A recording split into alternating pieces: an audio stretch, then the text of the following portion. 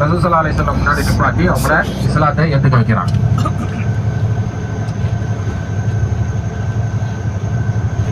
அப்படி அழைச்சிக்கிட்டு வரும்போது அவரு மனைவியை சொல்றாரு. அப்ப அவங்க சொல்றாங்க, இல்லை நான் இஸ்லாத்தை ஏற்றுக்கிட்டேன், நீங்க ஒன்றும் இஸ்லாத்தை ஏற்றுக்கல,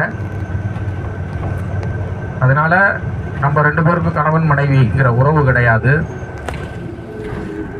அப்படி ரசூல் ஸல்லல்லாஹு அலைஹி வஸல்லம் இல்லை நீங்க தொடர்ந்து கணவன் மனைவியாக வாழலாம் அப்படின்னு சொன்னாங்கன்னாக்கா நம்ம வாழுவோம், இல்லாட்டி நம்ம பிரிஞ்சிடுவோம் அப்படின்னு சொல்லி தான் அழைச்சிக்கிட்டு வராங்க. அதே மாதிரி இங்கே வந்து அவர் இஸ்லாத்தை ஏற்றுக்கிட்ட பிறகு ரசூல் ஸல்லல்லாஹு அலைஹி வஸல்லம் அவரும் இஸ்லாத்தை ஏற்றுக்கிட்டார், நீர் இஸ்லாத்தில் இருக்கு, அதனால உங்க ரெண்டு பேருடைய கணவன் மனைவி வாழ்க்கைங்கிறது தொடருது அப்படின்னு சொன்னோடனே அதுக்கப்புறம் அவங்க ரெண்டு பேரும் கணவன் மனைவியாக வாழ்ந்தாங்க. அவரு பிற்காலத்தில் இந்த தாய்ஃபினுடைய கவர்னர் ஆகுறார். யாரு? இக்ரிமா ரலியல்லாஹு தஆலா. இஸ்லாத்தை ஏற்றுக்கிறதுக்கு முன்னாடி வரைக்கும் தான் அவரு இக்ரிமா இப்னு அபு ஜஹீலா இருந்தார்.